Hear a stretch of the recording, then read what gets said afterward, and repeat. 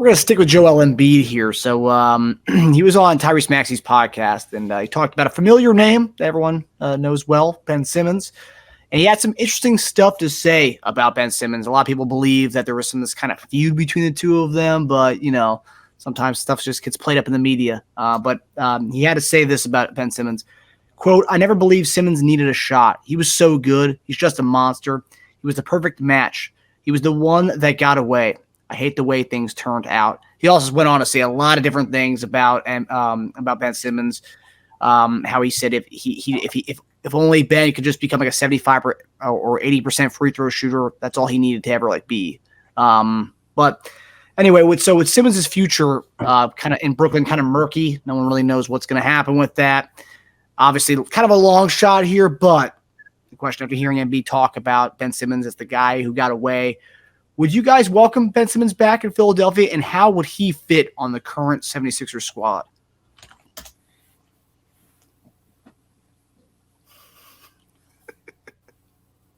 Oh, you want me to go first? You want me to go first? I'll go. I mean, I don't have any issue with Ben coming back. I think it could make for a great story. Obviously, if especially, I think things would have to be different from a standpoint of, I know Philly. I mean, you come in and you play and you perform, they're going to be down with you. Yeah. So the coming back and has to be different as far as the performance. And not even necessarily with the not shooting threes. I think people have come to kind of accept that that's who he is. But if you have a guy that's coming and he's producing and he's playing hard, may struggle with the free throw line, but I think it could work.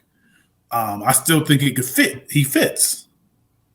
But you would have to kind of see the best way you could work it, because he's not sort of the piece of the pie that you thought that he was initially, where he was sort of the guy where you was like, oh, this is a part of our championship making team. So now to bring him back and fit him in, that would look different. So the question is, how would that look? Now, how would he play? Would you give him the ball? Would you have him play power forward? Like that's where I was sort of like, no, kind of. I think it would be fine to do it, but ultimately I would have to look and see how what the vision is. Like how would you play him going forward? I can't believe that was once a topic. Whose team, you used to see this on morning shows all the time. Whose team is this, Simmons or Embiid's? Lots changed. Lots changed since then. Yeah. So I always said I never gave a crap about Ben's three-point shot. I didn't expect it, didn't care about it. I didn't see the obsession with it. I just wanted, like Joel says, I didn't even say that high. I wouldn't even say 80%. I wanted like 70 to 75 max. 70, 75, you get defenses off your back trying to do the hack of Ben. If you're a consistent 70 to 75, that's when teams back off in that regard. It keeps them attacking, like Joel said. And all I wanted was a little like go-to move in the paint, a little baby hook that he would do. Just a couple paint shots. I don't need threes. I don't even need outside of the paint. Just give me a couple of running, quick stop, little flick. That's all he needed to do. And he started to do it a little bit, and then he just got away from it. And obviously, the whole thing went off the rails. But he, as far as a player, he provided everything to what you need on a winning team, right? And I actually think if the Fultz experiment didn't become an utter disaster, he might still be on this team right now. But we lost a key scoring part of a team, a young piece that needed to kind of fill in the gaps of what he didn't provide. And when we lost that, we needed him to kind of be like, to step up and be something that, again, I don't think he was going to be, which is like a 20 to 25 point score. I don't think he was. I mean, I think we know now that that's just not him, right? He is what he is. He is who he is, right? Now, what makes it a shame is that Maxey in a lot of ways has become what Fultz was supposed to be. So if you had Simmons, and I think then we kind of talked about that, it sucks because it would have been nice to have you with him. I think they're a great fit, those two. It takes some pressure off Maxey, be the only primary ball handler on the team, bringing the ball up. Simmons can do that in a pinch. It would kind of just put Simmons in a different role for what we need him to be. We don't need him to be the sole passer and the guy creating. He could just be the off, part-time guard, kind of like the way Pippen used to take the ball up sometimes. Pippen wasn't a point guard, but when we didn't have a lot of when the Bulls didn't have a lot of ball handlers, Pippen in a pinch would just, bring the ball up and start the offense. That's what I think more Simmons would become if he were to play on this team again. I think this is for Eric. I think he's a little overpaid for the output that he now gives, because I think we paid him to become LeBron. He didn't become LeBron. So that's a discrepancy. That is a major, and there's a reason why they would be giving him away, Eric, is because they're paying him a lot of money that they're not getting. They're not seeing the returns of that. They're just not. It's like paying. It's like saying you paid for a highest level Porsche. Oh, but the engine's kind of messed up, so now it runs more like a C-class Mercedes. Well, I didn't pay for a C-class Mercedes. I paid for a friggin' high-level Porsche. That's what I paid for, and I want that engine. And that engine doesn't run like that, though. The engine runs a little lower than that. Well, that's the problem, right? So if we did get on a discount on a trade, which is they're probably giving him away at this point, that's why, because they're paying someone more than what they're getting back for in production. Now, if they said, we want him gone so bad, that contract gone so bad because we just don't like it, and you give us your treasure trove of every asset you collected from the Clippers, and we'll give you Mikal Bridges, I'd scrounge together what I can get to pick him up from the limo from Brooklyn and drive their asses down to Philadelphia.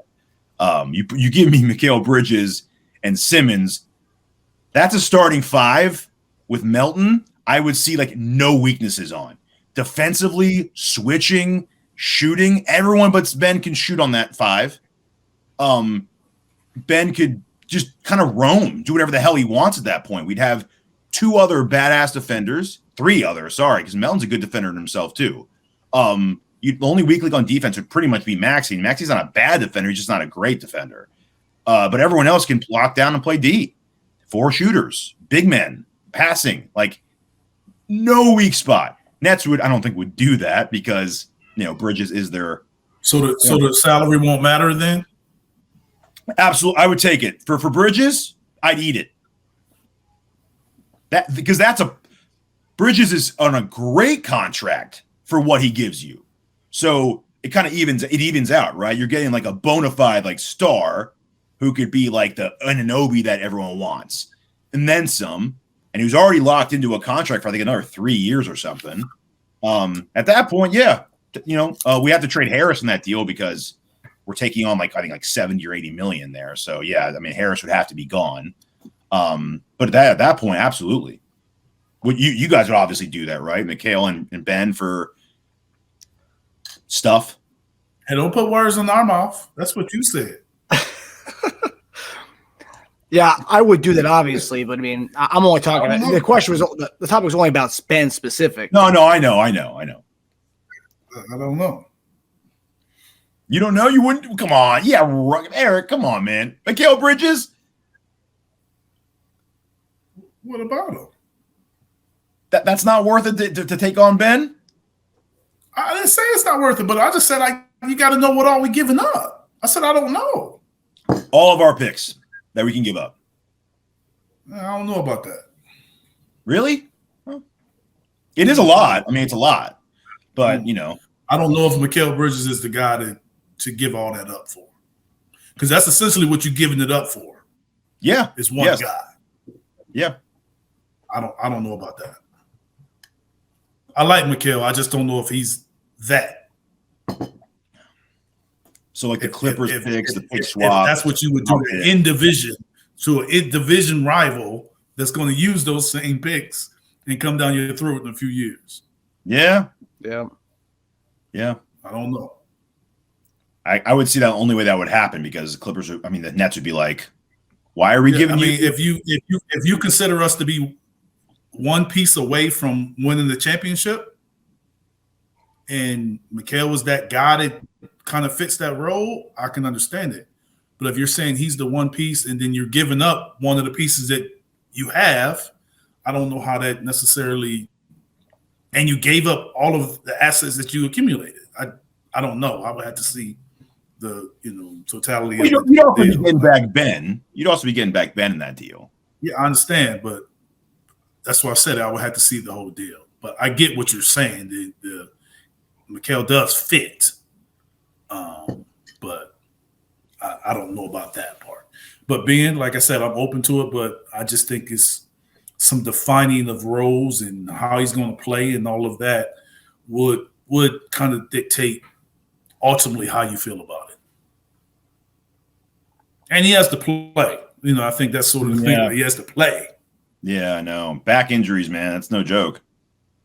So if you're there and you're not playing, it's sort of the same old thing. To me, that'll make it not better. I don't want to say worse, but I'm saying not better.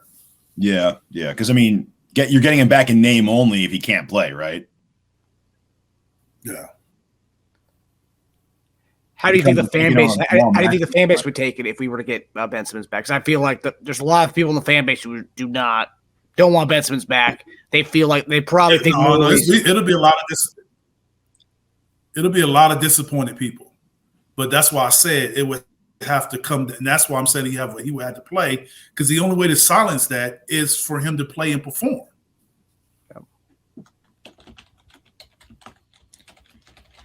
If you had Bridges in that deal, they'd be just fine with it.